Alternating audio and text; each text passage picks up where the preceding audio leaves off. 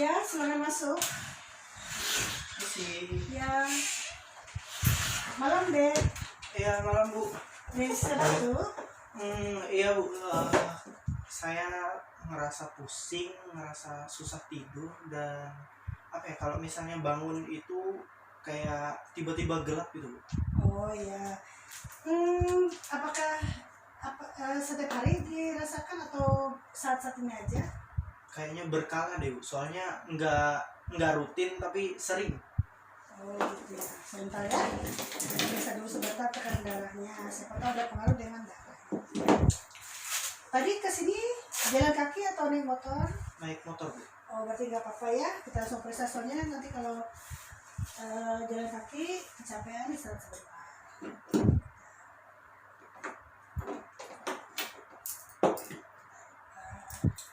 Ya. Tadi berangkat sendiri ya ke sini? Sendiri. Oh iya. Oke.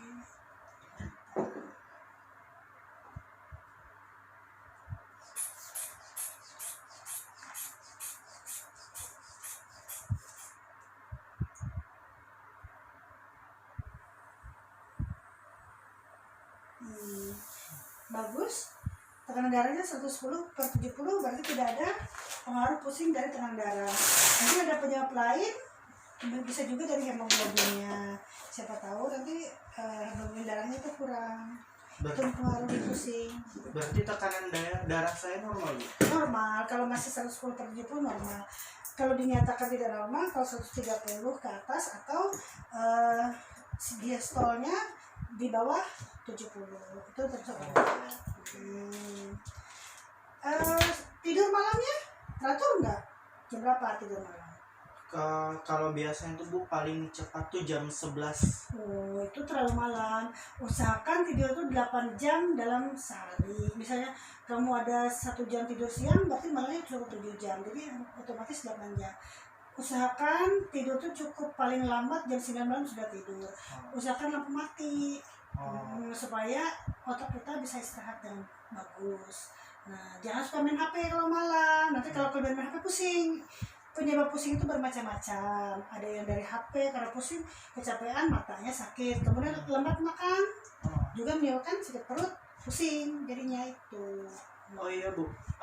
Ciri-ciri penyakit mah itu gimana ya Bu? Penyakit mah biasanya mual, pusing, kadang bisa sampai muntah. Itu kalau sudah arah ke muntah itu namanya sudah blooding, jadi itu sudah parah, sangat parah.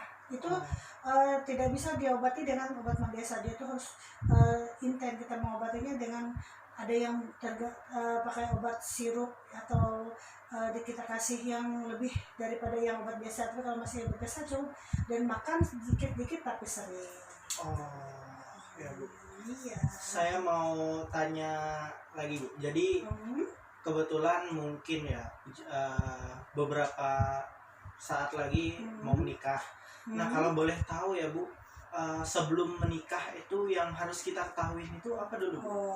Sebelum nikah ada namanya konseling pranikah. Nah, konseling pranikah ini penting untuk remaja karena waktu di sekolah sudah diajarkan kan bagaimana reproduksi pria, reproduksi wanita. Setelah kita mau menikah, diadakan konseling pranikah, isinya untuk mengetahui keadaan kesehatan pasangan itu sendiri. Misalnya mau menikah, pasangan teridentifikasi penyakit sesuatu yang berbahaya, itu akan diobati dulu dan akan ditunda dulu nikah. Untuk berapa lama, termasuk besar atau risiko tinggi tidaknya penyakit itu, karena berdampak nanti kalau misalnya menikah, karena kan sudah berdua tuh, otomatis penyakit dari si suami akan ke istri. Makanya kalau misalnya penyakitnya nggak parah ya nggak apa-apa, tapi kalau penyakitnya parah harus diobatin dulu.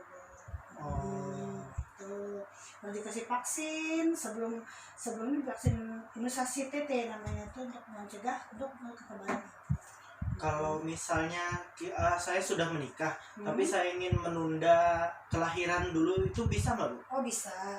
Biasanya kalau pasangan itu mau menikah dan menunda boleh, karena kalau dalam program KB, kalau misalnya kita ini saya katakan, oh ya ini boleh, ini untuk adik ya, ini untuk hand sanitizer, ini untuk saya. Silakan pakai dulu Pak. Pak atau ade bu? Saya kadang-kadang kalau biasanya pakai bapak-bapak, karena kalau adek kadang-kadang saya agak ya, tapi nggak apa-apa deh, bapak atau adek sama aja. Ini ya, saya akan perkenalkan dulu. Ini dalam program-program berencana itu ada namanya kontrasepsi satu sederhana, ada yang namanya kontrasepsi mantap, ada yang efektif. Nah, yang sederhana itu seperti kondom, pil, termasuk sederhana itu tidak diperkenalkan misalnya kalau untuk pasangan-pasangan muda misalnya ini. Tapi kalau yang biasanya dianjurkan yang efektif. Efektif itu seperti suntik, pil, implan, IUD itu alat kontrasepsi dalam rahim, atau bahasa Inggris kita IUD, intrauterine device, berarti alat kontrasepsi dalam rahim.